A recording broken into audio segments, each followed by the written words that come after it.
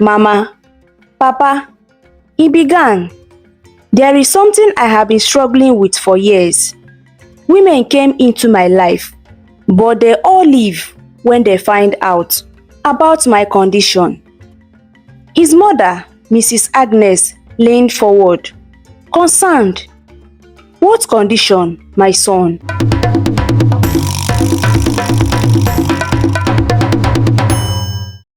Mike was a rich young man, lived in Abuja, Nigeria. He was 35 years old and had everything money could buy. Mike owned big houses, drove flashy cars, and traveled to many countries. People respected him because he helped the poor and sponsored children to school. But despite all his riches, Mike was lonely. He had no wife nor children. Many women came into his life because of his money. They enjoyed his gifts, fine dinners, and expensive trips. But once they discovered his secrets, they always left. Mike had a very small manhood, like that of an 10-year-old boy. This made him ashamed and scared of getting too close to any woman. Every time a woman walked out of his life, he felt heartbroken. Why me? Mike would ask himself late at night, sitting alone in his big house. I have money, but I can't have love. His friends, who often envied his wealth, would tease him about not being married. Mike, with all your money, why don't you have a wife yet? They would ask. Mike would laugh it off and say, I'm just waiting for the right time. But deep down, he knew the truth. Earlier that day, Joy, the woman he thought might finally be the one, had left him. She was the 15th woman to walk out of his life, leaving him with the same heartbreak he had felt before. She had come into his life full of warmth, laughter, and promises. Mike had allowed himself to believe that this time things would be different. For months, Joy didn't care about his money, or so it seemed. She treated him like a man, not just a bank account. But then she learned his secret. Mike had always dreaded this moment in every relationship. When Joy discovered the truth about him, that his manhood was usually small, like that of a young boy, everything changed. Her affectionate gaze turned distant, her laughter became horror, and her touch disappeared. 2 days ago, Joy had quietly packed her things and left a note on his bedside table. It read, Mike, you are a good man, but I can't do this. I hope you find peace someday. The words played over and over in Mike's mind like a haunting melody. He couldn't blame her, just like he couldn't blame the other 14 women before her. They all came into his life, dazzled by his wealth. But once they discovered his condition, they left. Mike got up and walked to the massive window, overlooking the city lights of Abuja. The view was breathtaking, but it brought no comfort. He felt trapped in his wealth, trapped in his loneliness. His phone buzzed, breaking the silence. It was his friend, Tunday. Mike, what's up? Heard about Joy? You okay? Mike sighed. She's gone, Tunday. Same story, different women. Mike, you need to stop letting these women define you. Tunday said, the right one will come, my guy. Someone who will love you for whom you are, not what you have or don't have. And where do I find this magical woman? Mike asked bitterly. Abuja isn't exactly full of scents. Tunde chuckled softly. Sometimes, love doesn't come from where you are looking. Maybe it's time you stopped looking and let it find you. Mike didn't respond. Deep down, he wanted to believe Tunde was right. But after 15 heartbreaks, hope felt like a luxury he couldn't afford. As the night stretched on, Mike stood by the window, wondering if he was truly destined to live his life alone, surrounded by riches but starving for love. The sun rose over Abuja, but Mike felt no joy. He woke up in his big bed, alone again. Joy was gone, just like the others. The house felt quiet, too quiet. Mike got out of bed and walked to the bathroom. He showered quickly, put on a fine suit, and looked at himself in the mirror. He looked good, but his heart was heavy. No amount of money could make him feel better. In the living room, his housekeeper, Aisha, greeted him. "Good morning, sir. Do you want breakfast now?" "Yes, Aisha," Mike said softly and sat on the couch. While Aisha went to the kitchen, Mike picked up his phone. He scrolled through the pictures on social media. Happy couples smiling at weddings and holding their babies. Mike's chest tightened. Suddenly, his phone rang. It was his mother. She always called to ask the same question. "Mike, my son," she said with a warm voice. "How are you today?" "I am fine, Mama," Mike replied, though his voice was low. "That's good," she said. Then, her voice became serious. "Mike, you are 35 years old now. When will you bring a wife home? Your father and I want to see our grandchildren before we die." Mike sighed and rubbed his forehead. "Mama, I will marry when I find the right woman." His mother didn't like that answer. "Mike, there are many good women out there. Why are you waiting? You have everything. What is the problem?" Mike stayed silent. He could never tell his mother the truth. How could he explain that women left him because of something he couldn't change? "Mama, I will find someone soon," he said, just to end the call. "Better do so, my son," she said before hanging up. Mike put the phone down and leaned back on the couch. His heart felt heavier than ever. He had money, power, and respect, but no one to share it with. How long would he live like this? As Aisha brought the breakfast, Mike stared at the food without touching it. The loneliness in his chest was growing and he don't know how to stop it. Mike sat in the hospital waiting room, feeling frustrated. It was his 5th visit this year, and the answers were always the same. "It's genetic," the doctor said firmly, as Mike sat in the consultation room. Mike frowned. "Genetic? How can it be? My father has 3 children, including me. How did he manage if this is genetic?" The doctor shook his head. "That's all we can determine, Mr. Mike. There is no medical solution. I am sorry." Mike left the hospital, feeling defeated. He drove around the streets of Abuja, lost in thought. Finally, he decided it was time to visit his parents, Mr. and Mrs. Ekene. Maybe they could help him understand. When Mike arrived at their home, his parents were happy to see him. "Mike, my son," his father said, giving him a warm handshake. "Welcome, my dear," his mother added. hugging him. They all sat in the living room, and after some small talk, Mike took a deep breath.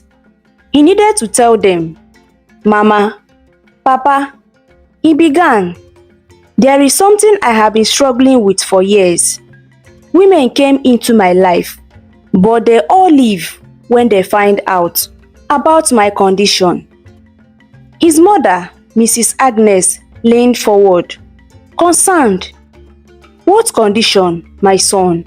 Talk to us." Mike hesitated, but finally said it. "My manhood is small, smaller than normal. I have been to the hospital many times, but the doctors says it's genetic. I don't understand. How can it be genetic when my father has 3 children?" There was silence. Mr. Ekene and Mrs. Agnes exchanged a long look. His mother's eyes filled with tears. "Mike," she said, her voice breaking, "we didn't know you were going through this." His father cleared his throat. "It's time you know the truth, Mike." "What truth?" Mike asked, confused. Mr. Ekene sighed deeply. "Before I married your mother, I had the same issue. My father, your grandfather, took me to a herbalist. The herbalist gave me some herbs and treatment that helped a little. He promised my children would never face this problem, but clearly he lied." Mrs. Agnes gasped and turned to her husband. "What? You never told me this before." "It happened long before I met you," Mr. Ekene explained, avoiding her gaze. Mrs. Agnes looked at him, shocked. No wonder your manhood always seemed a little small, even though I never said anything." Mike sat there, stunned. "So, this is not just my problem? It's something you also dealt with, Papa?" "Yes," his father admitted, "but we trusted the herbalist when he said it wouldn't affect my kids." Tears rolled down Mrs. Agnes' eyes. "Oh, my son, I am so sorry you have suffered like this. If only we had known." Mike felt a mix of anger and relief. He was angry that this secret had been kept from him, but he was also relieved to finally understand the truth. "What do I do now?" Mike asked, his voice filled with pain. His father placed a hand on his shoulder. "We will find a solution, even though your grandfather and the herbalist are late now. I will not rest until we find solution. You are my only son. I will not rest." Mike sat quietly in his car, driving home after a long conversation with his parents. His father had promised to do everything he could to find a solution, but Mike wasn't hopeful. The weight of his situation pressed heavily on him, and he doubted that anything could change. The next morning, his father called him. "Mike, let's go and visit some herbalists. I will not rest until this is solved. You are my one and only son," he said with determination. Mike agreed, and together they started their search. Days turned into weeks, and weeks turned into months, as they moved from one herbalist to another, but nothing worked. Some gave them herbs to drink, while others asked for strange rituals. Despite all efforts, the treatments were useless. One day, someone told them about a great herbalist known for his honesty and deep knowledge. Desperate, they decided to see him. The herbalist welcomed them warmly. "Tell me your story," he said, sitting crossed legs in his hut. Mike's father explained everything. The herbalist listened quietly, his face serious. After a long silence, he closed his eyes and prayed to his God. When he finally spoke, his words were unsettling. "This is not just a medical issue," he said. "It is a curse." Mike and his father were shocked. "A curse?" Mr. Ekene asked, his voice filled with disbelief. "From where?" The herbalist sighed deeply. "Your father knows about the curse, but he chose not to tell you about it," he revealed. "When he was a young man, he raped a woman. She cursed him, saying he would have a small manhood and would never have children."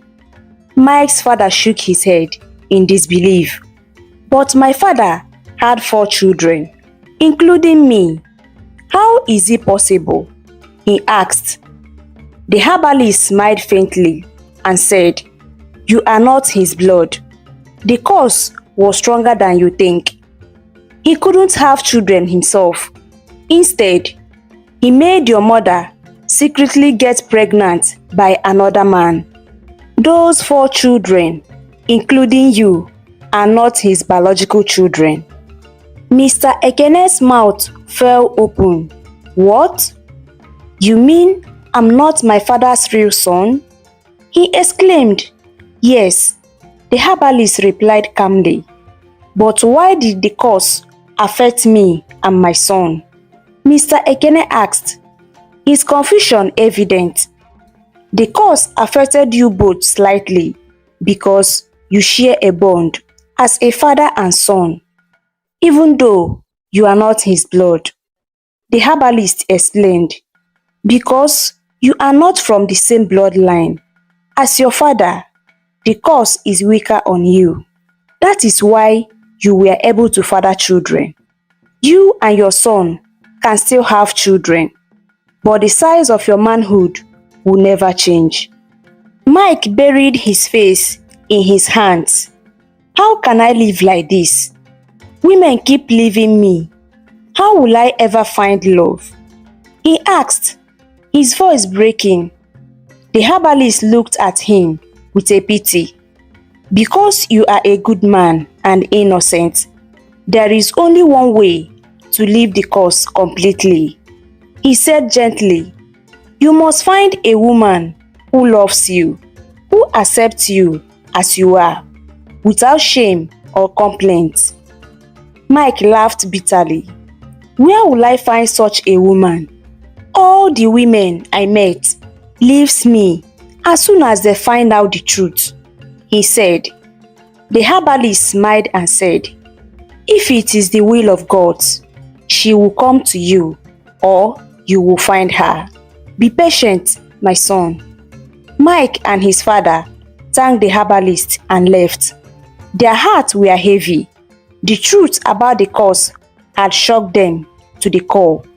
Now, Mike's only hope was to find true love. But how could he, when the world seemed full of people who only cared about appearance? Days turned into weeks. Weeks turned into months. After Mike and his father learned the truth about the curse, Mike felt lost. Every morning, he would sit by the window, staring at the bustling streets of Abuja, wondering if he would ever find the woman the herbalist spoke about. His father, Mr. Ekene, was determined to help him. "Mike, we can't give up," he said one evening. "I know it's hard, but you are not alone. I am here with you, and we will face this together." Mike nodded, though his heart was heavy. "But where do I even start, Dad? Every woman I met only sees my money. None of them stay when they learn the truth. How do I find someone who truly loves me?" His father sighed. The herbalist said it will happen if it's the will of the gods. You have to be patient. One Saturday, Mike decided to visit a community center where he often donated money for children's education. It was one of the few places that gave him peace. When he arrived, the center was bustling with activity. Children were playing, and the volunteers were busy organizing books and supplies. As Mike walked in, two women approached him with a warm smile. "Good afternoon, sir," one of them said. "My name is Sharon, and this is my friend, Faith. We have been hearing about your good work here. It's nice to finally meet you." Mike nodded politely. "Good afternoon, Sharon. Nice to meet you too, Faith." Sharon's eyes sparkled as she spoke. "You are really kind, Mr. Mike. Not many people with your status care about others like this. It's impressive." Faith smiled but stayed quiet, letting Sharon do the most of the talking. Sharon seemed genuinely interested in getting closer to Mike. She tilted her head slightly and asked, "Do you mind if I have your number? Maybe we could talk more. You know about charity work or anything else?" Mike hesitated. He had seen this pattern before. Women could approach him, down by his wealth, only to leave him when they discover the truth about him. In his mind, he thought, this one will come and go like the others. Still, he didn't want to appear rude, especially in a public place where he was respected. "Sure," he said reluctantly, pulling out his card, and Sharon quickly collected it with a smile. "Thank you, Mike," Sharon said, her excitement closer. "I will definitely call you." Faith smiled softly.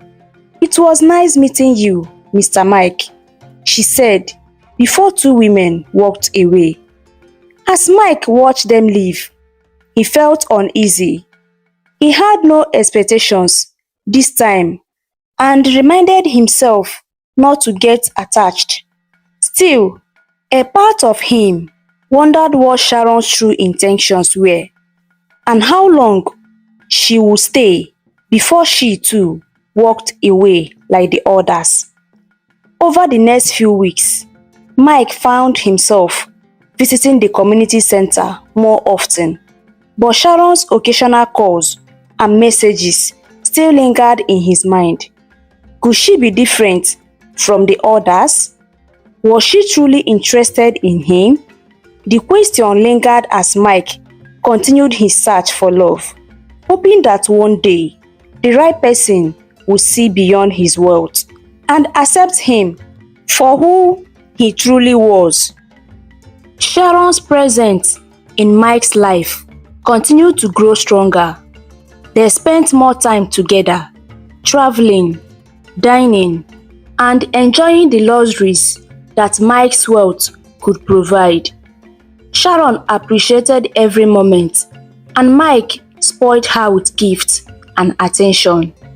It was a relationship unlike the others, where Sharon seemed genuinely interested in him as a person, not just his money. Yet, there was always something that held Mike back. Every time Sharon tried to take their relationship to the next level, Mike would shy away, insisting that they would take things slow. Sharon was patient at first, but after a while, she began to wonder what was really going on. Why did Mike never want to get closer? One day, after returning from a business trip abroad, Mike was exhausted. However, the moment he entered his room, he was greeted with Sharon's warm embrace. She kissed him, her lips eager, showing how much she had missed him. Mike felt a sense of comfort in her arms, but also an overwhelming pressure from the situation. After a moment, Sharon full of excitement and affection, sat on Mike's lap and started kissing him again. This time, with more passion, she gently touched him, hoping for a more intimate response. But Mike didn't react the way she expected. His body stayed still, and he didn't return the kiss with the same intensity. Sharon pulled back, standing up, suddenly, with confusion and frustration in her eyes. "Mike," she asked, her voice laced with hurt, "what is wrong with you? Why don't you want to be with me? Is it because I am not beautiful enough? Or is there something else going on?" Mike didn't know how to explain. He stood up slowly, trying to find the right words, but everything felt heavy on his heart. "Sharon, it's not you," he said quietly. "You are beautiful, and I care about you. I can't just rush into it. I want us to take things slow." Sharon looked at him, her frustration growing. "You treat me like a queen, spoil me with all the gifts, but when it comes to being close, why won't you?" she asked, a tear threatening to fall. Mike avoided her gaze, unsure of what to say. He could feel the weight of the truth pressing on him, but he wasn't ready to share it yet. Sharon, still upset, sat back down on the couch, her arms crossed tightly. "Mike, you are a great guy, but I can't keep pretending everything is normal. If you are not ready, just tell me." Mike stood there, torn. He wanted to be honest, but the fear of losing Sharon kept him silent. Sharon looked at him for a moment before speaking softly. "I am not going anywhere, Mike, but if you ever want to talk, I am here." Mike nodded, grateful that Sharon was willing to give him space. But deep down, he knew the time was coming when he would have to share the truth with her. Mike's relationship with Sharon continued to grow, and he couldn't deny that she truly loved him. Despite everything, Sharon seemed content with the way things were. Mike appreciated that she accepted him and the things he did for her. He liked her, but there was something about her friend, Faith, that kept occupying his thoughts. The first time he met Faith, he was drawn to her in a way he couldn't explain. She had this aura of calmness and beauty that made Mike feel at ease. But at the same time, he didn't want to betray Sharon's trust. He just hoped that Sharon was with him because she truly liked him for whom he was, not just the things he could do for her. One weekend, Sharon insisted on spending the weekend with Mike.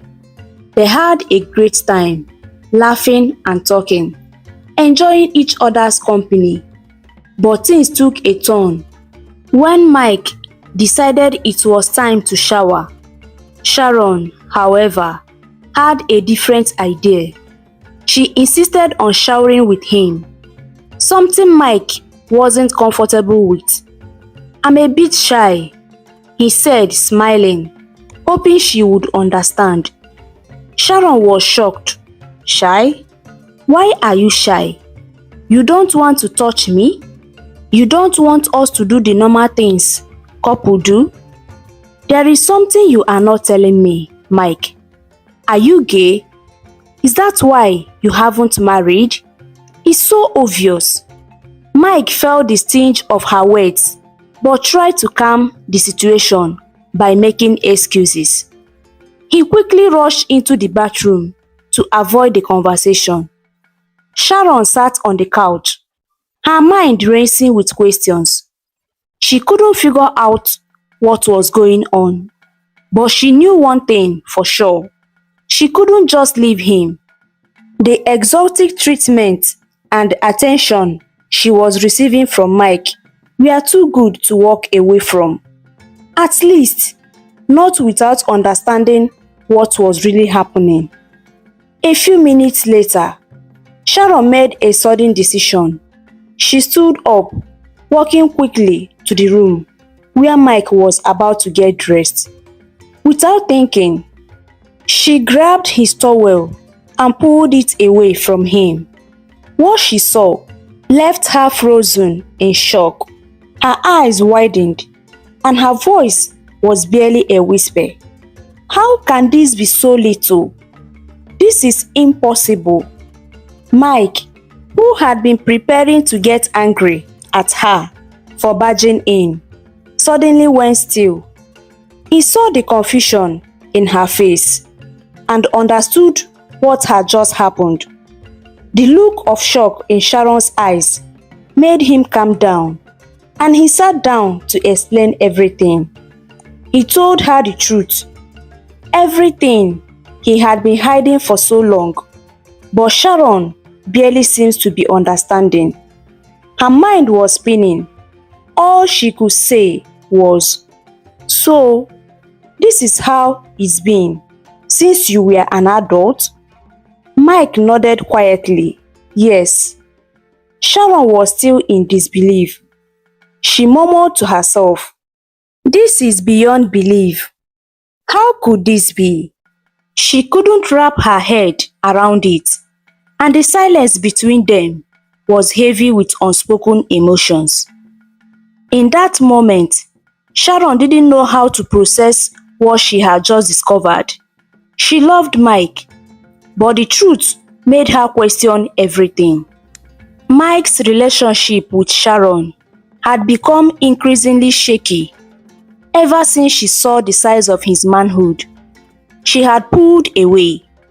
The phone calls became less frequent, and when Mike did call, she would neither not pick up or make excuses, saying she was busy. Weeks passed, and Mike began to worry, even though he knows what had gone wrong. One day, unable to take it any longer, Mike decided to visit Sharon. He knocked on the door, and Faith, Sharon's flatmate and friend, answered. When Mike saw Faith, something about her made his heart race. There was a spark, but he quickly dismissed it. He was there for Sharon, not to get distracted by her friend. "Good day, Mike," Faith greeted him warmly. "Hi," Mike replied, offering a small smile. "Is Sharon around?"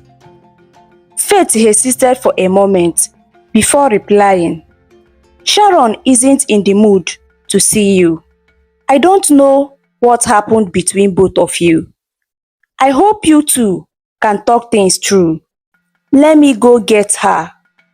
Sharon had told her to tell Mike she's not around if he's the one knocking, but Faith didn't want to lie to Mike. She wants them to settle their differences. Faith went inside and called Sharon. Sharon was surprised and frustrated. She didn't know how to face Mike, but she knew it was inevitable. She reluctantly agreed to meet him, and they decided to talk in Mike's car. The tension between them was palpable, and Mike could feel his heart racing as he drove to a quiet spot. Once inside the car, Mike immediately asked the question that had been haunting him. "Sharon, why haven't you been picking my calls? What is going on? Is it because of what you saw?" Sharon looked at him with a mixture of sadness and frustration. She took a deep breath before speaking. "Mike, you are a good man, handsome, and very wealthy. You have treated me well, but I can't be with you anymore. I can't handle being with you in your condition. She paused, her voice trembling slightly. I am a young woman, Mike, and I have needs, desires, and I need intimacy. I can't be with someone who doesn't fulfill those needs, no matter how good they are to me. Mike felt a sharp pain in his chest as Sharon spoke. He had known deep down that this moment might come, but hearing the words from her lips was devastating. He didn't know how to fix it. I am sorry, Mike, Sharon continued. I just can't continue in this relationship. I can't pretend that everything is okay when it's not. I need more than what you can offer. Before Mike could say anything, Sharon opened the car door and got out. She didn't look back, leaving Mike sitting in the car, his heart broken and his mind racing. Later, when Sharon returned to the apartment, Faith could tell something was wrong. She looked at her friend, concern written all over her face. Sharon, what happened? He really cares about you. Sharon collapsed onto the couch, looking defeated. I know, Faith, but I just can't do it anymore. He's a great guy, but he can't give me what I need. She told Faith everything. How he had a manhood that is of that of a child. I need intimacy, and I can't get that from him. Faith was stunned. This is unbelievable, Sharon. I really understand you, my friend. But Sharon, he's trying. He's doing everything for you. You can just throw that away. Sharon shook her head, her expression hardening. It's not enough. I can't be with him like this. I need more. And he can't give it to me. Faith felt a pang of sympathy for Mike, but she also understood Sharon's frustration. I don't think you realize how much you are hurting him. He really cares about you, Sharon. Sharon stood up, anger flashing in her eyes. You are not a good friend, Faith. How can you say that after everything I told you? So, if I'm your sister, you will advise me to be with such man. Well, maybe you should go be with him then. You clearly see something in him that I don't. Faith was taken aback by her friend's words. She knew Sharon was hurt, but she didn't expect this kind of response. Sharon, that's not what I meant.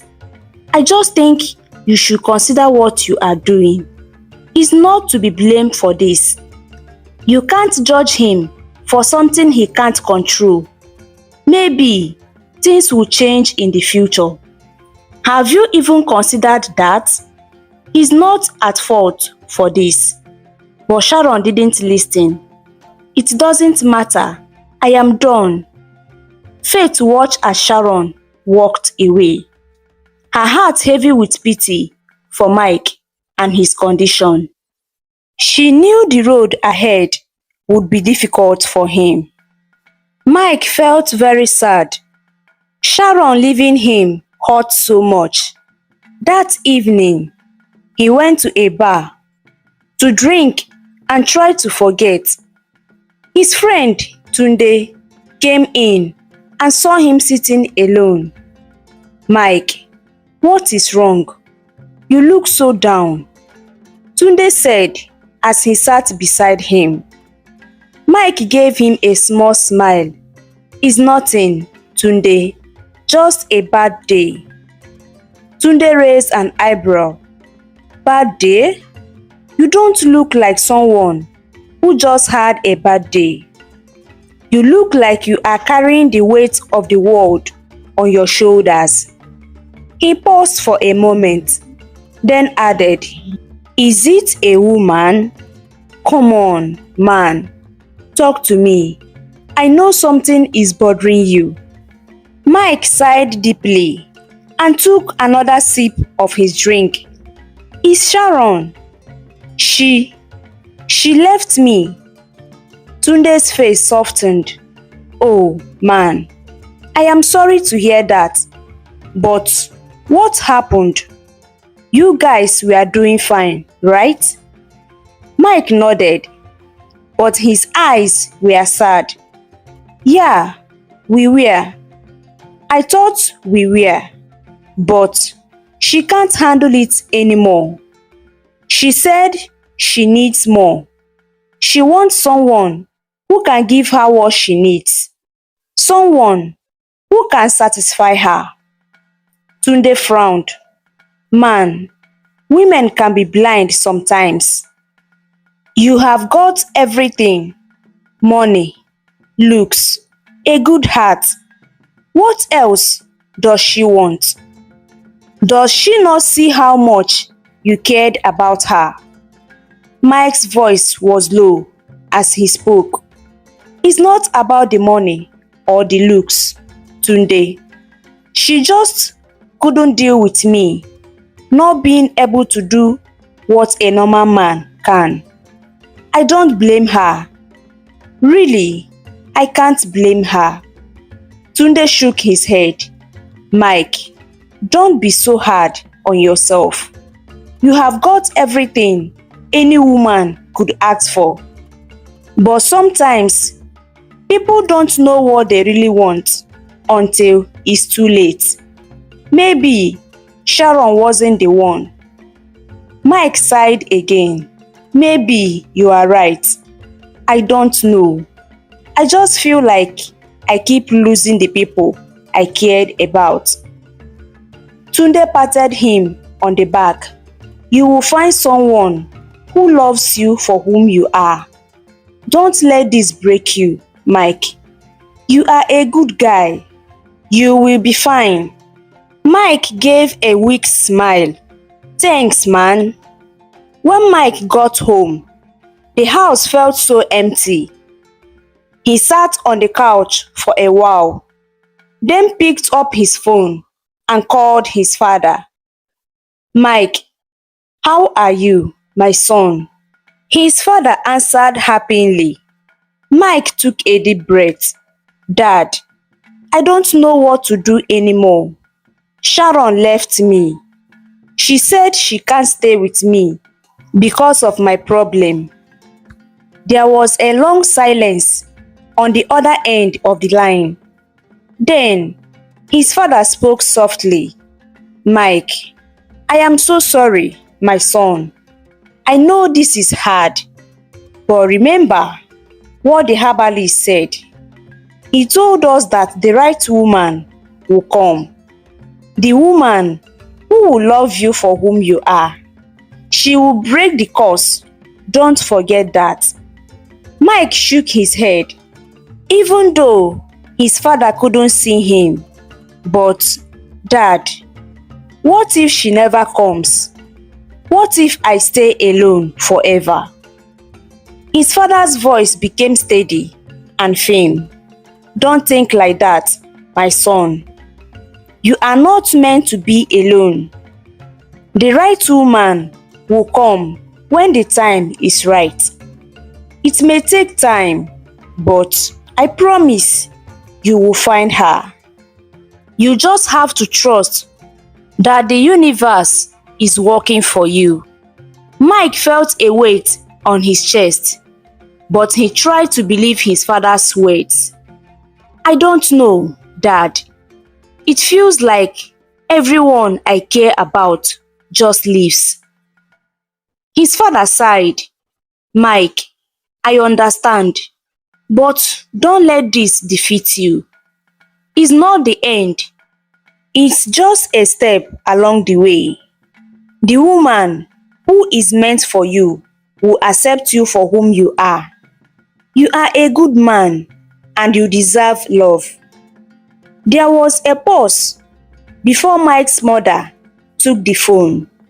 "Mike, my son, listen to your father. Don't give up hope. You are a strong and kind man. And one day, the right woman will come. She will love you for your heart, not what you can or cannot do. Remember that you are not alone on this."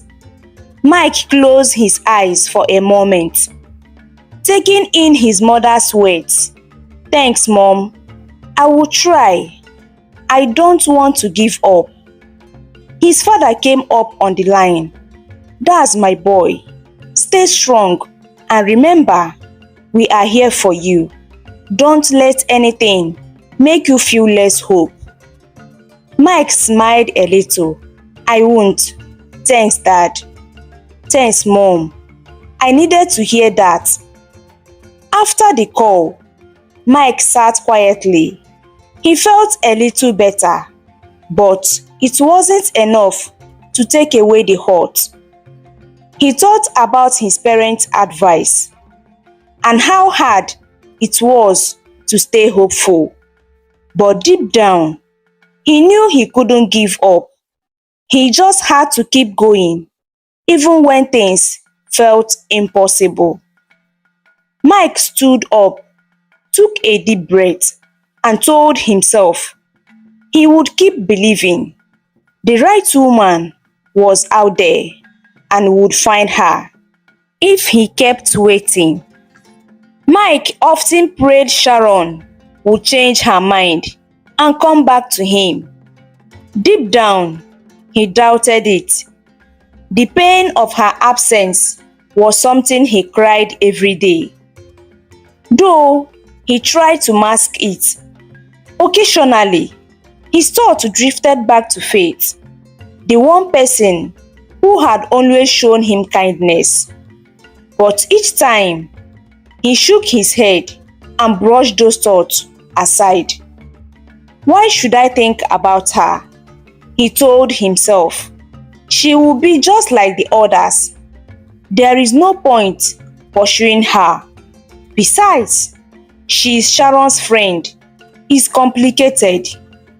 One quiet evening, Mike sat alone in his big living room. The TV was on, but he wasn't watching it. His mind was somewhere else, replaying memories of Sharon. He stared at his phone, lying on the table, resisting the urge to call her. Suddenly, the phone buzzed. The screen lit up with an unfamiliar number. For a moment, he hesitated, wondering if it was a telemarketer or a wrong number. But curiosity got the better of him, and he picked up the call. "Hello, good evening," he said consciously. "Good evening, Mike," a soft, familiar voice replied. "How are you doing?" Mike froze.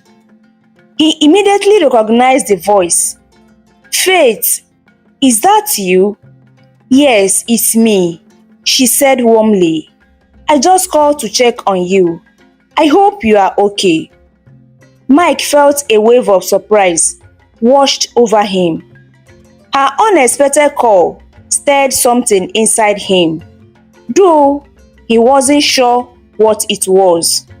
"I am doing fine, thank you," he replied after a brief pause. "How are you doing? And how is Sharon? Has she had a change of heart?" Faith's end of the line was silent for a moment before she spoke again. Her tone was gentle but firm. "No, Mike, Sharon hasn't changed her mind. In fact, she moved on. She got a job at a big company recently, and she even moved out of our apartment to be closer to her workplace." Mike's heart sank. The news hit him. The news hit him harder than he expected. "I see," he said quietly. his voice barely above a whisper. He tried to mask the ache in his chest. Well, I'm happy for her. I hope she finds what she's looking for. Faith's voice softened even more. I am sorry, Mike. I know this is not easy for you. Mike let out a small sigh, forcing a smile that didn't reach his mind. It's okay. Thank you for letting me know. And thank you for checking on me. It means a lot. Faith smiled on her end of the call, though Mike couldn't see it. You are welcome, Mike. You are a good person, and I just wanted to make sure you are doing okay. You deserve someone who appreciates you. Her words lingered in the air, making Mike feel something he hadn't felt in weeks. A flicker of hope. He shifted on the couch, holding the phone tighter. That's really kind of you to say. It's been tough, but I'm trying to move forward. I understand, Faith said softly. And just know that you are not alone. Sometimes, life takes us down unexpected paths, but those paths can lead to better places. Her words stayed with him long after the call ended. They talked a little longer, exchanging pleasantries before saying goodnight. As Mike hung up, he stared at his phone, lost in thought. Why would she call me? He wondered. Does she care about me? Or was she just being kind? For the first time in a long while, Mike felt a faint light breaking through the darkness of his despair. Faith's call had reminded him that maybe, just maybe, someone out there could see him for whom he truly was and care enough to reach out. That night, as he lay in bed, Mike found himself thinking about Faith in a different way. Her warmth, her concern, and her words replayed in his mind like a comforting melody. Faith often called Mike to check on him, and Mike always responded warmly. Over time, their conversation became longer and more joyful. They talked about everything: work, life, and little jokes that made them laugh. For Mike, these moments felt different. For the first time, he experienced genuine happiness with a woman, something he hadn't felt before. Faith's kindness touched him deeply, and he was grateful for her care. She seemed to genuinely enjoy his company without expecting anything in return. Every call felt like a small ray of hope, breaking through the cloud of sadness that had followed him for months. Mike found himself looking forward to her calls more than he cared to admit. One chilly evening, as Mike sat by his window, staring at the night sky, his phone rang. It was Faith. "Hi, Mike," she greeted warmly, her voice soothing as always. "Hi, Faith," Mike replied, a small smile creeping onto his face. They began their usual banter, talking about her day at work and his plans for the weekend. Faith's laugh was infectious, and Mike found himself laughing more than he had in months. "Mike, I have been thinking," Faith suddenly said, her tone serious. "I would like to visit you. Would that be okay?" Mike froze, caught off guard by her words. He gripped the phone tighter, his mind racing. Her offer brought a mix of emotions. He was happy she wanted to see him, but Doubt began to creep in. Did Sharon tell her about my condition? He wondered. If she knows, why would she want to be close to me? Maybe she doesn't know. But why risk it? Faith's voice brought him back to reality. Mike, are you there? Is everything okay? Yes. Mike stammered.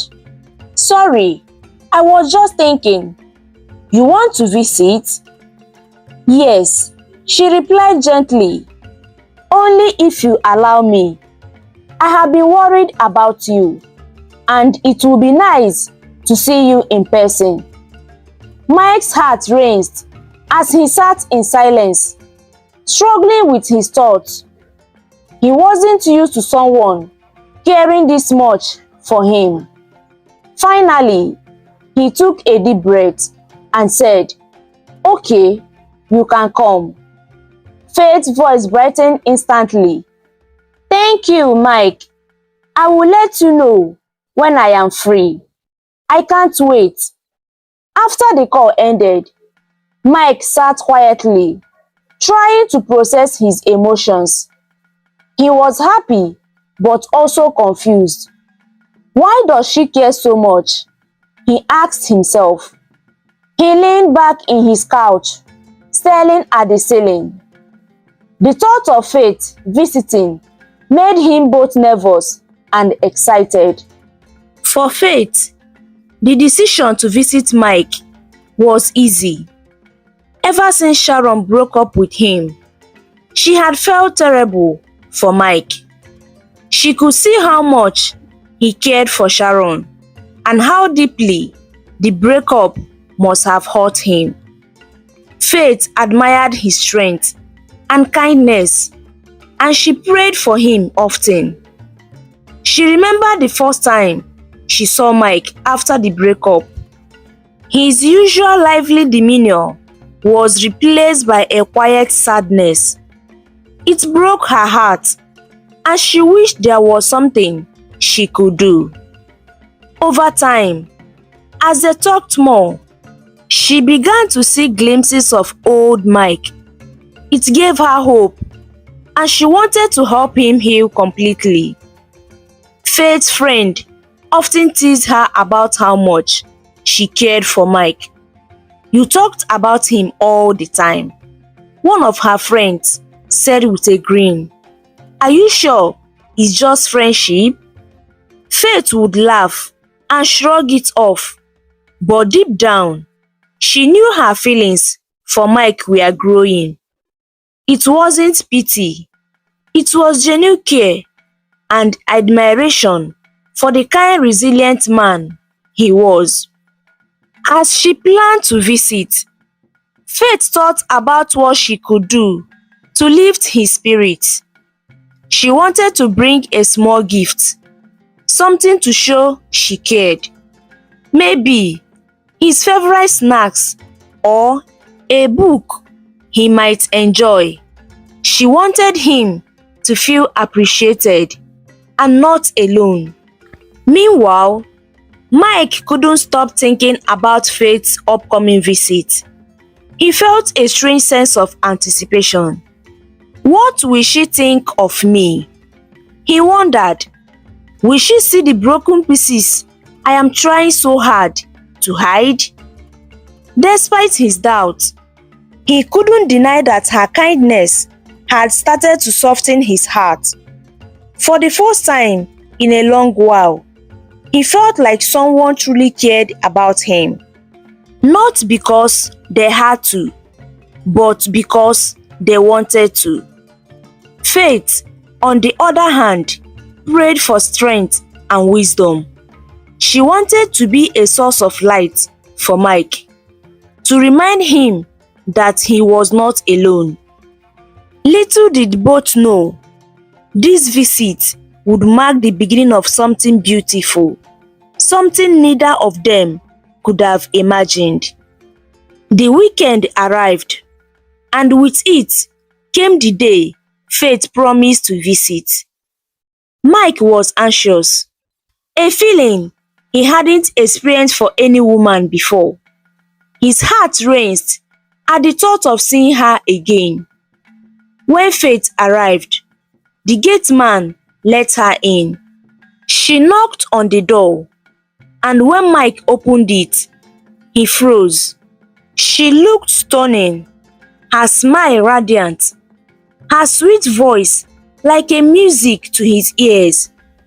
His heart raced even faster, and Faith noticed, smiling warmly as she greeted him. "Good afternoon, Mike," she said. "Good afternoon," Mike replied, still staring at her. He quietly recovered and invited her in. As they sat down, the atmosphere felt changed, something drawing them closer to each other. They talked, laughed, and enjoyed each other's company.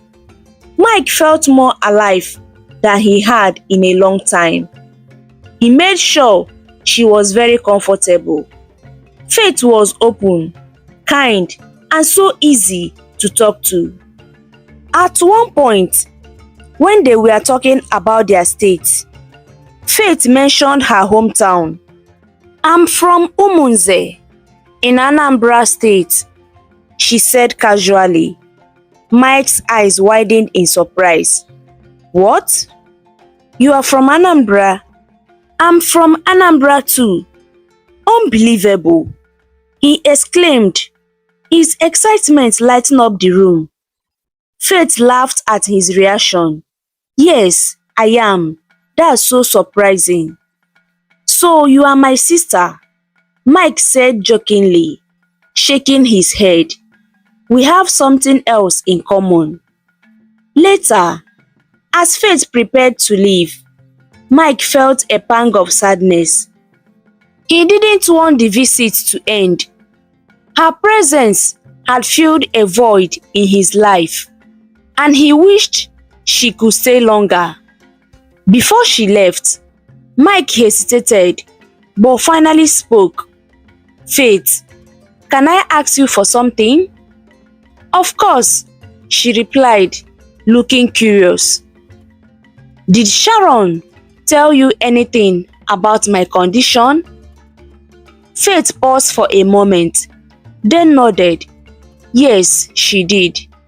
Mike's heart sank. He felt a sharp pain at her confirmation. "Then why?" he asked, his voice trembling. "Why have you been checking on me, calling me? Is it pity? Is that why you kept reaching out?" Faith looked him straight in the eyes and said firmly, "No, Mike, it's not pity. I genuinely care about you. I have always wanted to make sure you are okay because you are a good man." Mike was shocked by her words. "Even after knowing everything, you still care about me?" "Yes," Faith replied. "I see the person you are, and that's what matters to me." Mike felt an overwhelming wave of gratitude and relief. "Thank you for being honest with me," he said softly.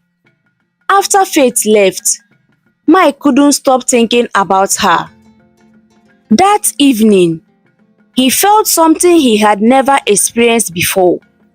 His body, his sexual system, and his emotions reacted differently when they were together. Something he hadn't felt for any woman before. There was a spark, a sign of hope. He whispered a prayer before going to bed. "God, if Faith is the one, please help me not to lose her." Mike couldn't stop thinking about Faith. Her warmth and care had filled his heart with a kind of joy he hadn't known before. Now that he was certain she didn't pity him, but genuinely cared, he felt more confident reaching out to her. They talked constantly, and with every conversation, Mike felt even more drawn to her. Faith too found herself thinking about Mike often. His kindness, humor, and sincerity made her smile even when they weren't together. One evening, during one of their outings, Mike gathered his courage.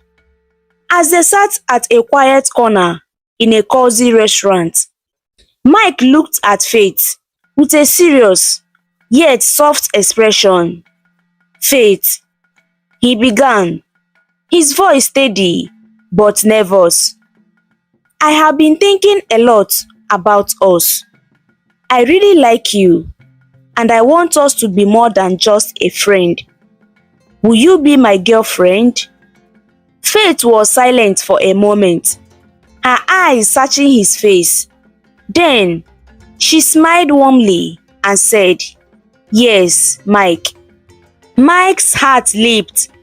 He felt as though he had just won $1 billion lottery.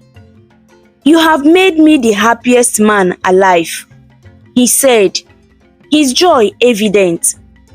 From that day, their relationship blossomed. Faith never demanded anything from Mike, which only made him want to do more for her. He showered her with gifts, always thinking of ways to make her feel special.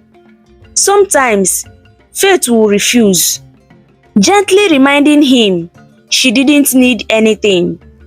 "You don't have to do this, Mike," she would say. But Mike would insist. "Faith, we are in this together. Let me treat you like the queen you are." And he meant it with all his heart, body, and soul.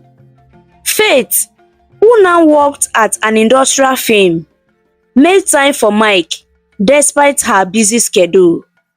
She would often visit him and cook his favorite meals. Watching her move around the kitchen, Mike would sit and feel his heart swell with gratitude and love. "You are so amazing, Faith," he would tell her, and she would smile, brushing off the compliment. For Mike, every moment with Faith was magical. He found himself deeply attracted to her, not just emotionally, but physically as well. His body responded to her presence in a way it had never been with anyone else. He always had the strong urge to have her. He wants to make love with her, something he hadn't experienced before. His body reacting in a good way. He felt the urge to be closer to her, but he reminded himself to take things slow. "I don't want to rush," he thought. "I want to cherish every moment we share." As their love deepened, Mike couldn't stop thanking God for bringing Faith into his life. She was not just his partner, but his source of hope and happiness. Together, they were building something real, something special. One fateful day, Faith visited Mike, as she often did. She prepared a delicious meal of pounded yam and egusi soup, which filled the house with a rich, inviting aroma. As she moved around the kitchen, Mike couldn't take his eyes off her.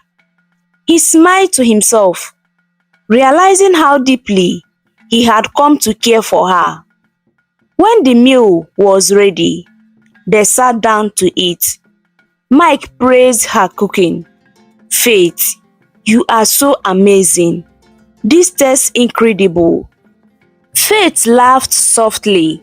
"I am glad you like it, Mike. It is the least I can do for you." After they finished eating, they moved to the living room to watch a movie. The atmosphere was cozy, and Mike felt a deep sense of peace. As the movie played, he found himself unable to focus, distracted by Faith's presence. "Come sit on my laps, my love," Mike suddenly said, his voice tender. Faith raised an eyebrow, smiling. "Just come, I want to hold you," Mike said with a playful grin. Faith smiled shyly. She settled onto his lap, her laughter filling the room as they adjusted comfortably. As they watched the movie, something unexpected happened. Mike's body began to respond in a way it never had before. He felt a rush of energy, and to his astonishment, his manhood reacted strongly. Mike's heart raced. Could this be real?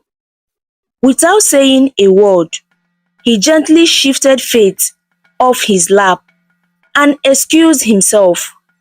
"Mike, are you okay?" Faith asked, puzzled by his sudden departure. "I will be right back in a second," Mike replied, trying to sound calm as he walked to his room. Once inside, he closed the door and pulled down his shirt. What he saw took his breath away. His manhood, which had always been a source of insecurity and pain, was now fully developed and normal. Tears filled his eyes as he dropped to his knees. "Thank you, God.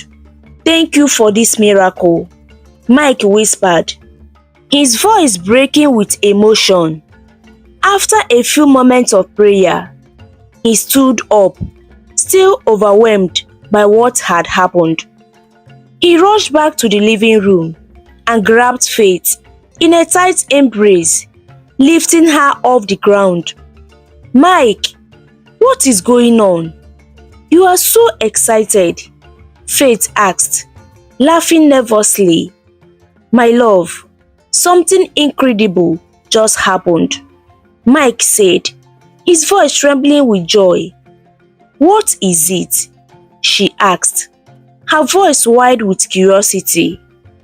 "It is my condition," he began. "Is gone.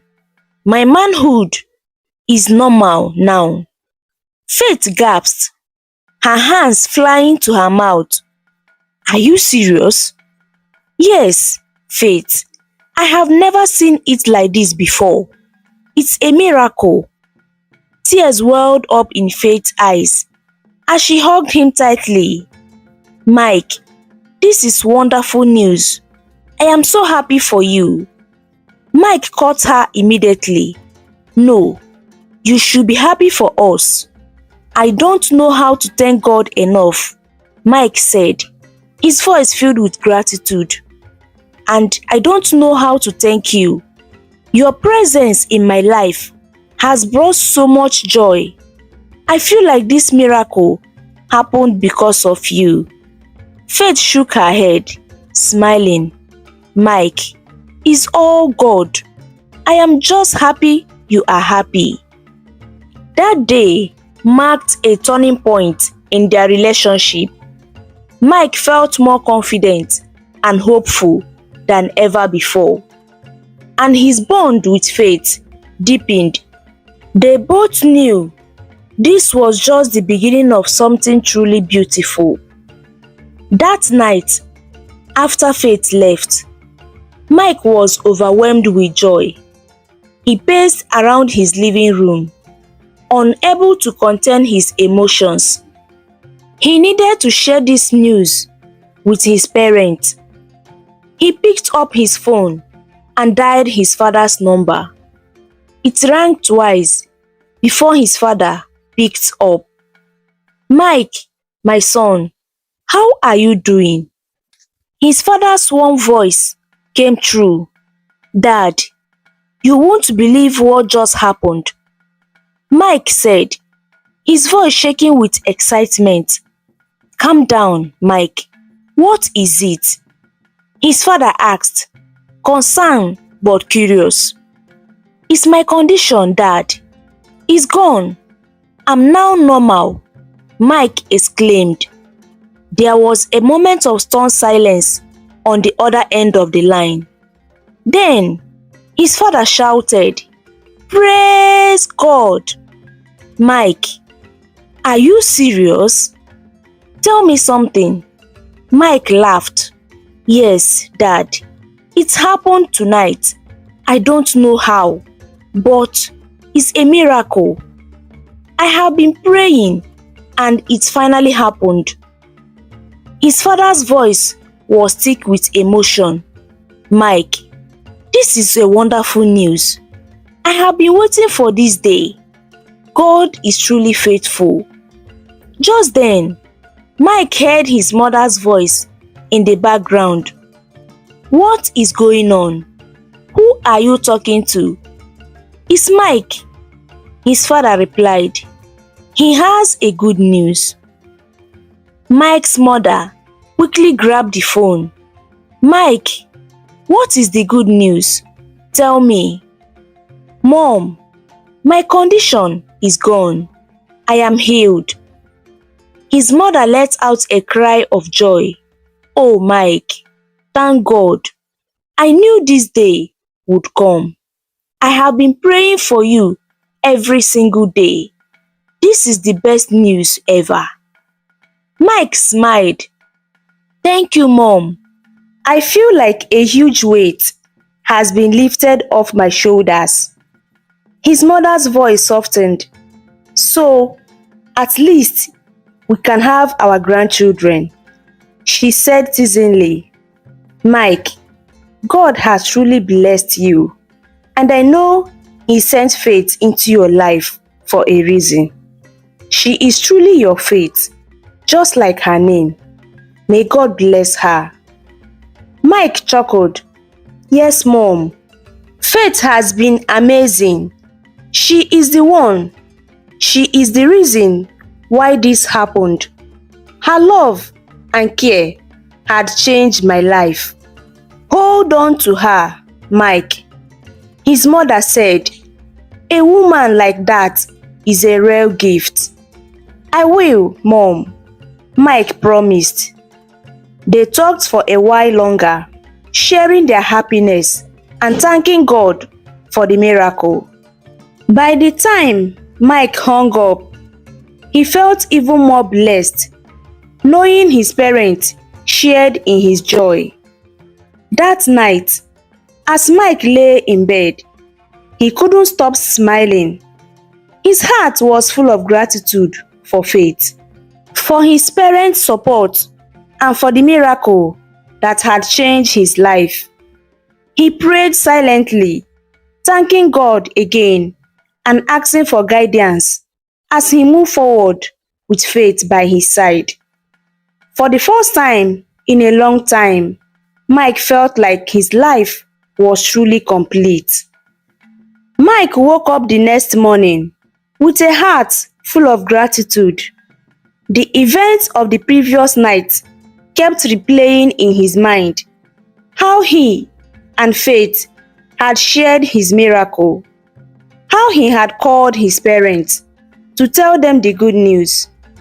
He felt like a dream, but it was real.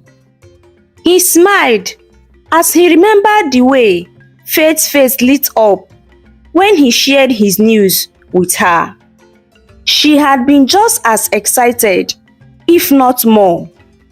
Her joy had made everything feel even more special.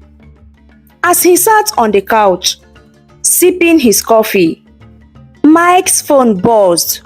It was a message from Faith. Good morning, Mike. I hope you are doing okay. I can't stop thinking about last night. I am so happy. Let's talk later, okay? Mike's heart skipped a beat as he read her message. He quickly typed a reply. Good morning, my love. I am doing great. I can't stop thinking about last night either. It felt like a miracle. You are my faith. and my miracle. I will call you later." He put down his phone and leaned back into the couch, closing his eyes for a moment. His mind was racing, thinking about the future. The future he had been so uncertain for so long now felt full of hope and possibility. Later that day, Mike called Faith. The conversation flowed easily, just like always. They laughed, shared stories, and caught up on each other's day. It felt so natural, so right. After a while, Mike got the courage to ask, "My love, I have been thinking, now that everything is finally okay, I want to take things to the next level.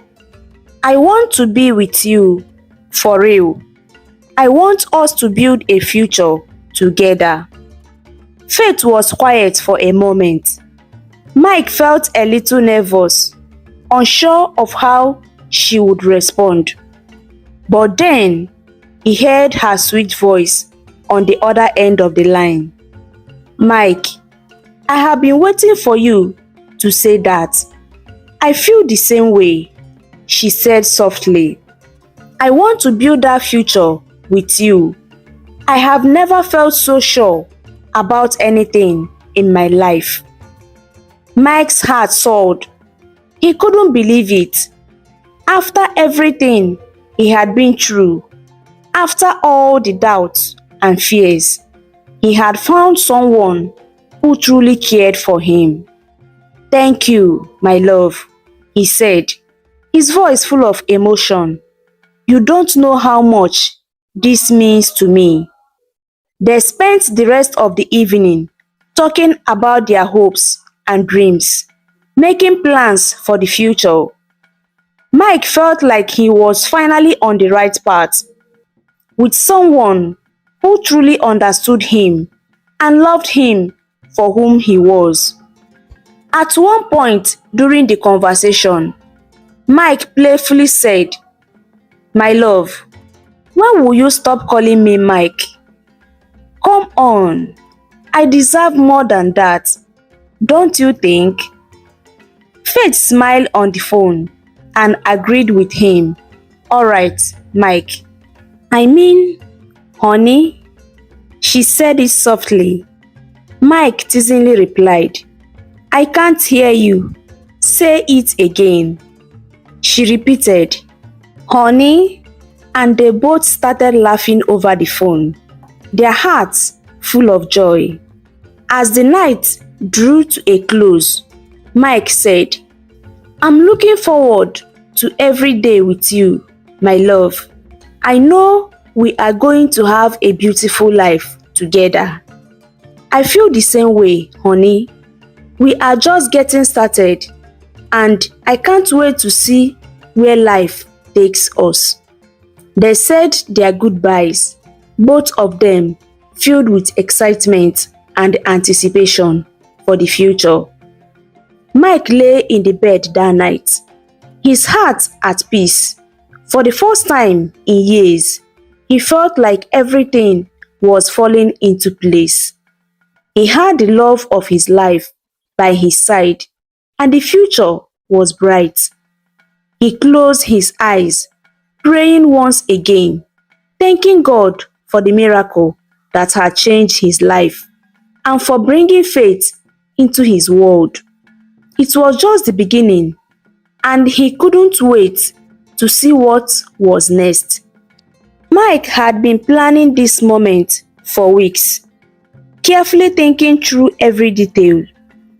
He wanted to make sure that Faith's proposal would be nothing short of perfect. The idea of spoiling her, of giving her everything she deserved, filled him with excitement. He had always dreamed of a moment like this, and now, with Faith by his side, it felt like everything was finally falling into place. He decided to take Faith on a surprise holiday to Dubai. He wanted to show her how much she meant to him, to give her the kind of experience she would never forget. They had been talking about a holiday for some time, but Mike had something much more special in mind. It wasn't just about the destination, it was about the future they would share together. The trip was everything they could have hoped for. Mike showered Faith with love and care, taking her on shopping sprees, showing her the most beautiful spots in the city, and making sure she felt like a queen. Every moment was magical, but Mike was carefully waiting for the perfect opportunity. On their final evening in Dubai, Mike had planned something truly special. As the sun began to set, casting a golden glow over the city, Mike led Faith to a beautiful rooftop restaurant overlooking the Burj Khalifa, the tallest building in the world. The atmosphere was intimate and romantic, with soft music playing in the background and the twinkling lights illuminating the scene. Faith looked around, amazed by view and the elegance of the setting. Mike could see the awe in her eyes, and it made his heart swell. This was it, the moment he had been waiting for.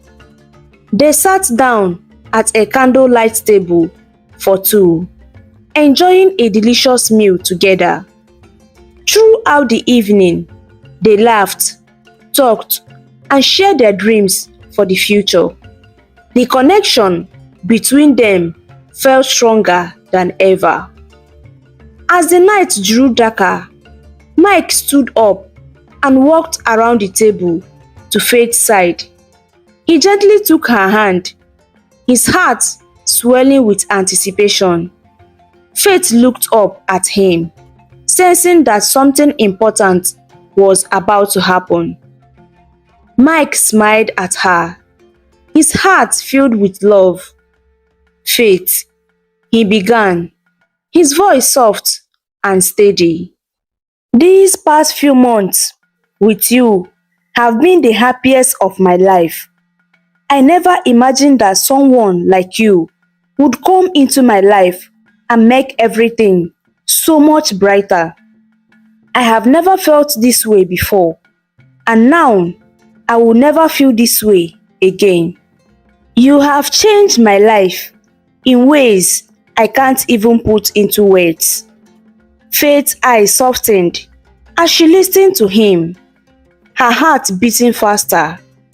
Mike continued, "I want to spend the rest of my life with you. I want to make you feel loved, cherished, and happy every single day. I want to be the man you deserved." He reached into his pocket and pulled out a small velvet box. He opened it, revealing a sparkling diamond ring that shimmered into the soft candlelight. "Faith," he said, his voice trembling slightly with emotion, "will you marry me?" Tears welled up in Faith's eyes as she looked at him, her heart overflowing with love. She had known that Mike was the one for her, but hearing those words from him made everything feel so real. Without hesitation, she nodded, her voice soft but clear. "Yes, Mike. Yes, I will marry you." Mike's face broke into a wide, joyful smile as he slipped the ring onto her finger. The moment was perfect, everything he had dreamed of. Faith threw her arms around him, and they held each other tightly, savoring the joy of the moment. The entire restaurant erupted in applause, and Mike and Faith shared a quiet private moment, lost in each other's arms.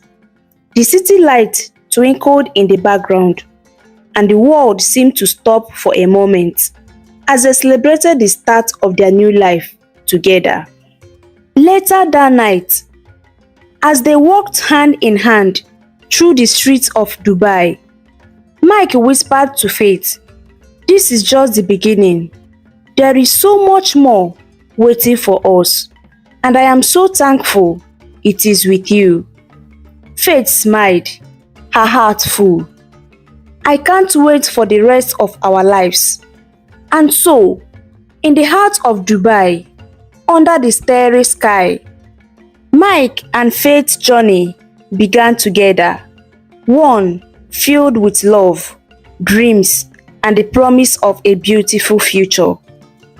The wedding plans were processing smoothly. Both families had agreed on a date, and everything was falling into place perfectly. Mike was over the moon, as was Faith, but things weren't as peaceful in some corners. While the plans for their future were being put into motion, some unexpected events were unfolding. One afternoon, while Faith was enjoying a quiet moment in her apartment, she heard a knock on the door.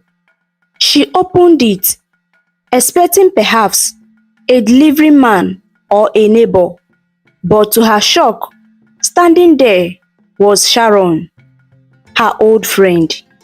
"Sharon," Faith said, surprise and confused clouding her voice. "How did you find my address? We haven't been in touch since." "Well, everything happened." Sharon, looking hesitant and uneasy, stepped inside without waiting for an invitation. Faith closed the door behind her, still unsure of what to make of this unexpected visit. Sharon looked around the apartment, her eyes darting from corner to corner, her expression unreadable. After a long pause, she spoke, her tone sharp and bitter. "So, Faith, you went and snatched my man from me? Huh? Now you are living luxurious life." She glanced around once more and then back at Faith. "You betrayed me." Faith sighed, trying to keep calm. "No, Sharon, I didn't snatch him away. It's just God's will. We are meant to be together." Sharon scoffed, crossing her arms defensively. "God's will? Really? And here I thought you were my friend. I didn't expect you to betray me like this."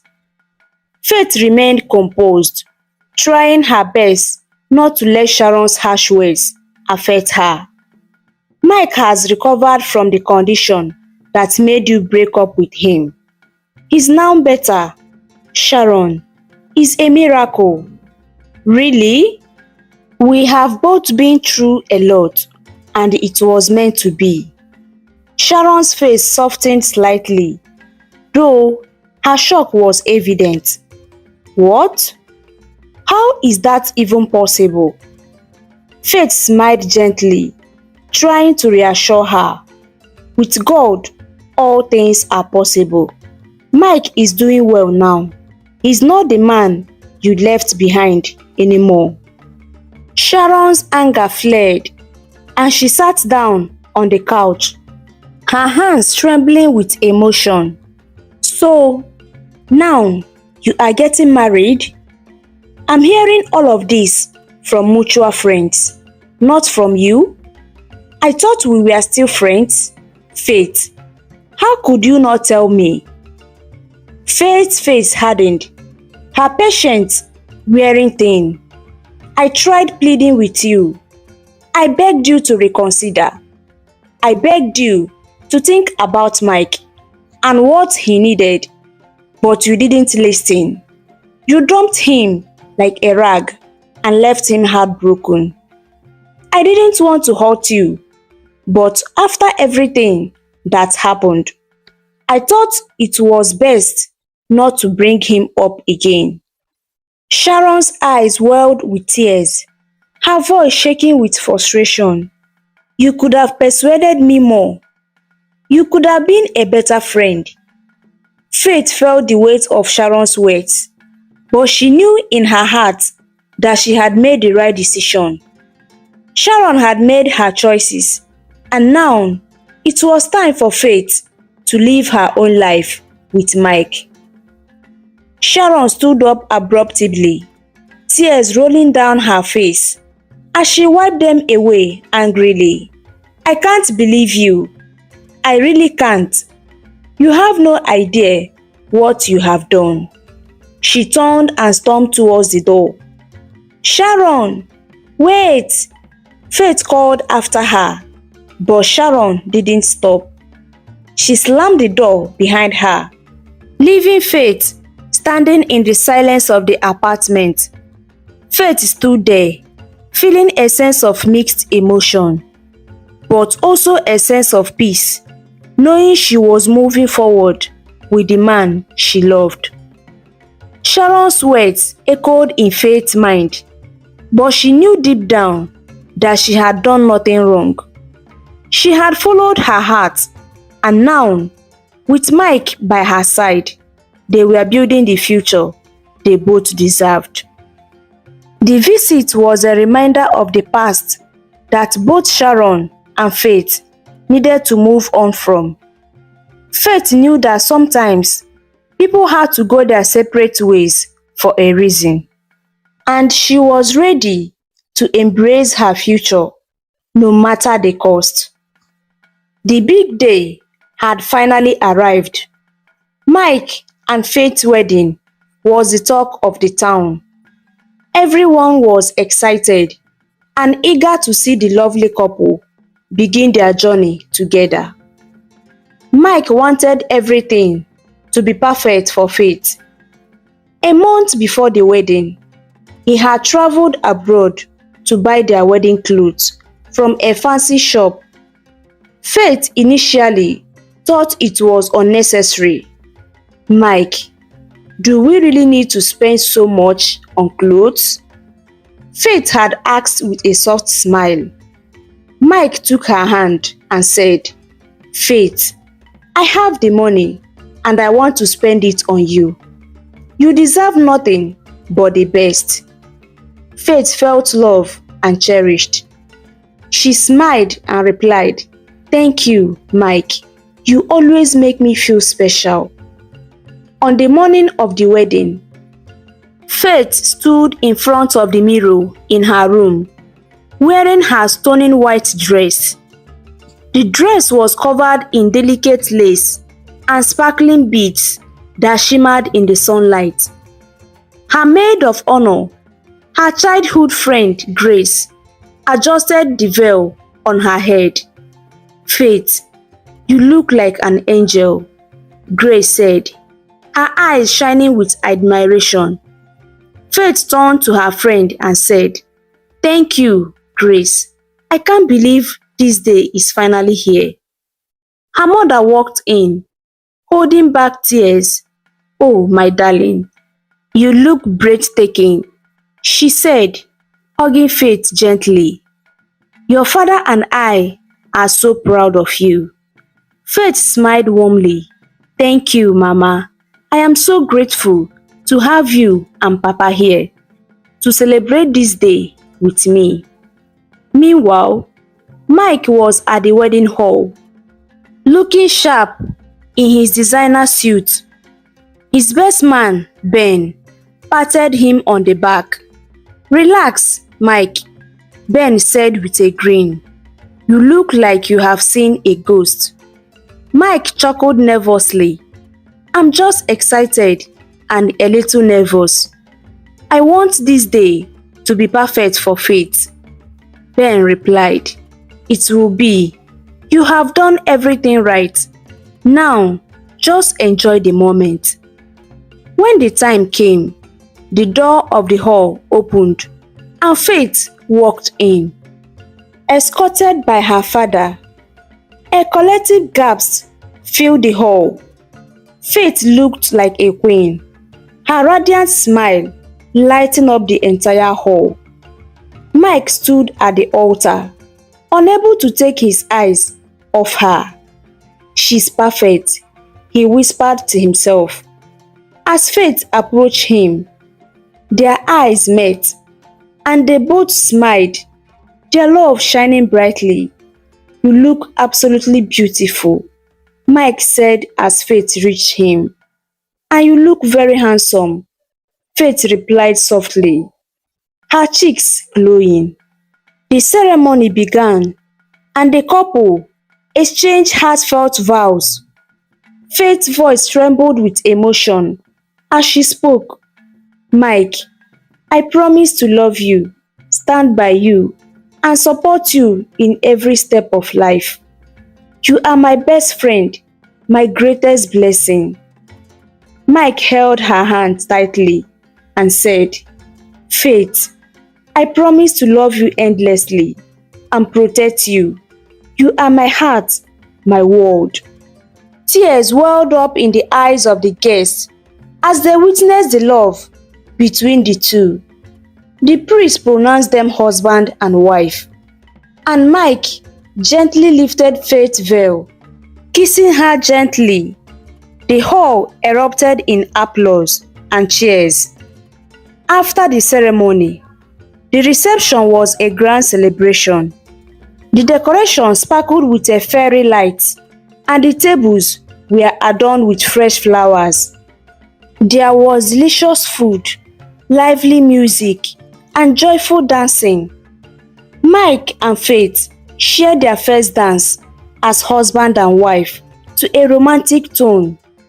"I can't believe I get to call you my wife," Mike whispered as they danced. "And I can't believe I get to spend forever with you," Faith replied, her eyes shining with happiness. Their parents beamed with pride, and their friends laughed and cheered as they joined the couple on the dance floor. As the day came to an end, Mike and Faith sat together, watching their loved ones enjoying the evening. "This has been the most perfect day," Faith said, leaning her head on Mike's shoulder. "It's only the beginning, my love," Mike replied, kissing her forehead. "Our forever starts now." They knew their wedding was just the start of a beautiful life together.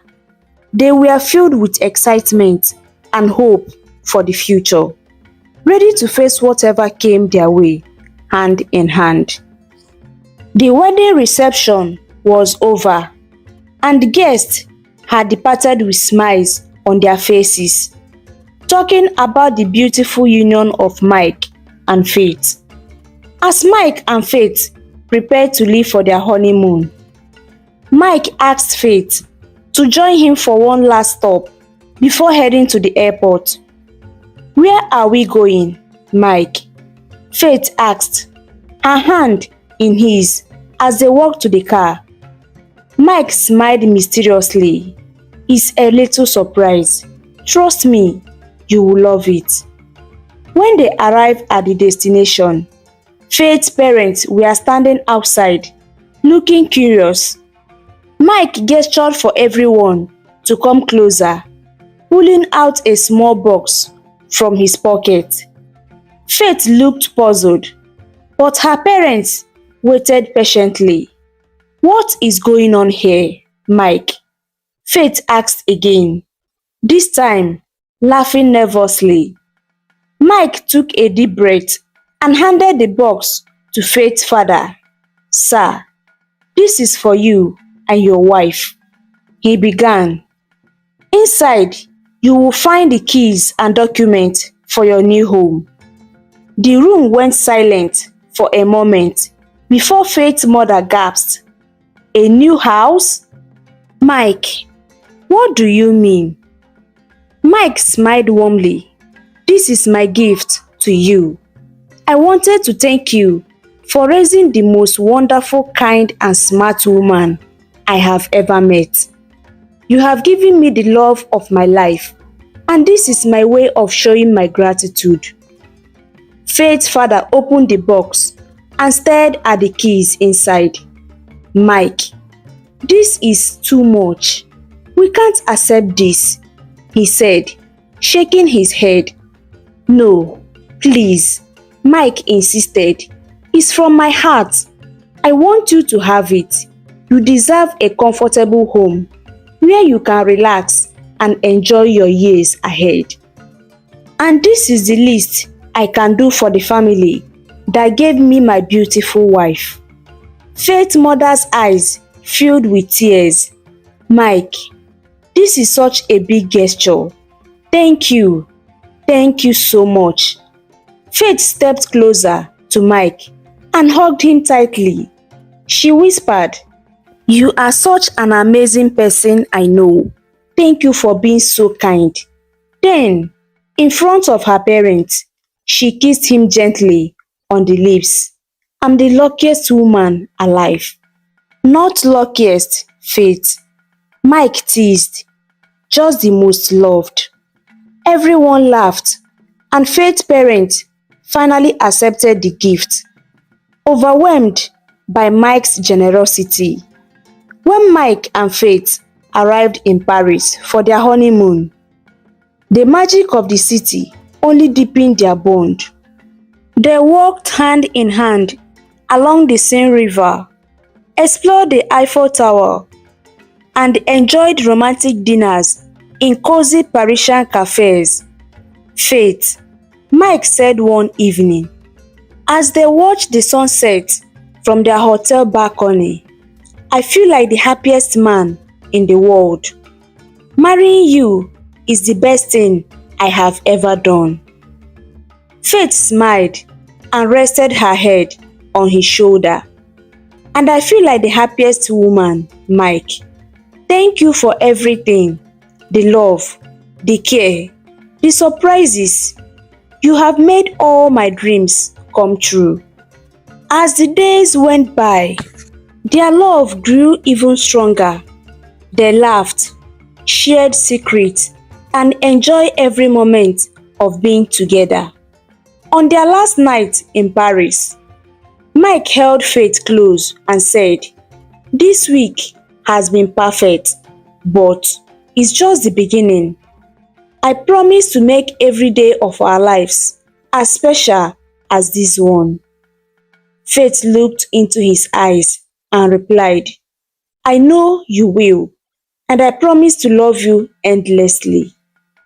Years later, their promises remained true. Their home was filled with love and laughter as they raised 4 beautiful children, 2 boys and 2 girls. Mike often joked, "Now we got a full team." The children adored their parents, and the family was inseparable. On weekends, they would gather around the fireplace, sharing stories and playing games. Faith would smile, watching Mike interact with their children, his love for them shining brightly. One day, as they celebrated their 15th wedding anniversary, Mike looked around at his family. "Faith," he said, "this is everything I ever wanted. You, our kids, our life.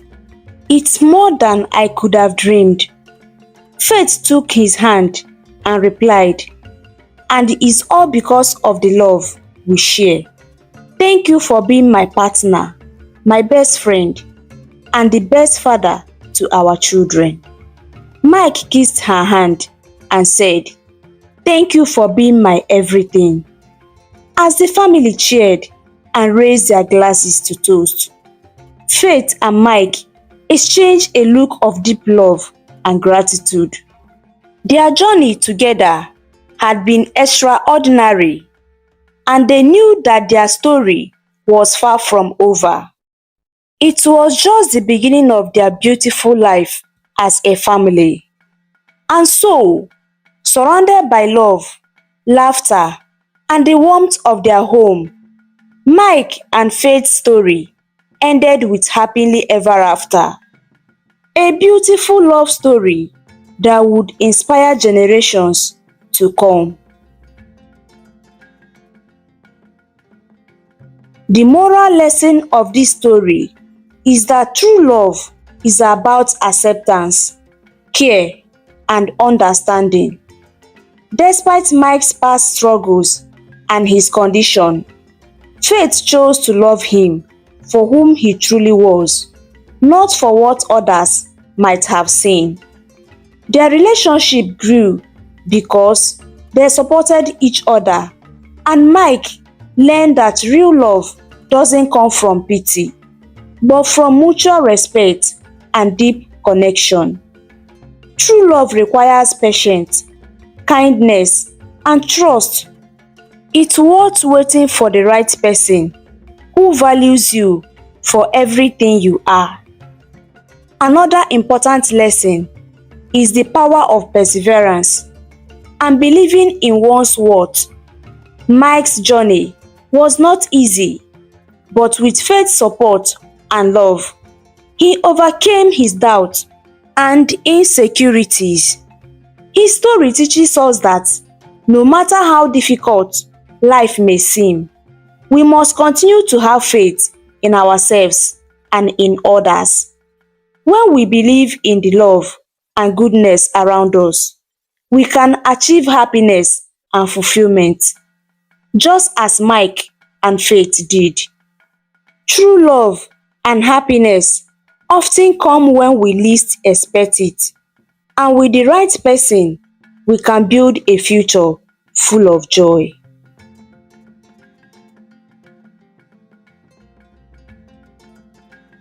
Thank you so much for watching this amazing story of Mike.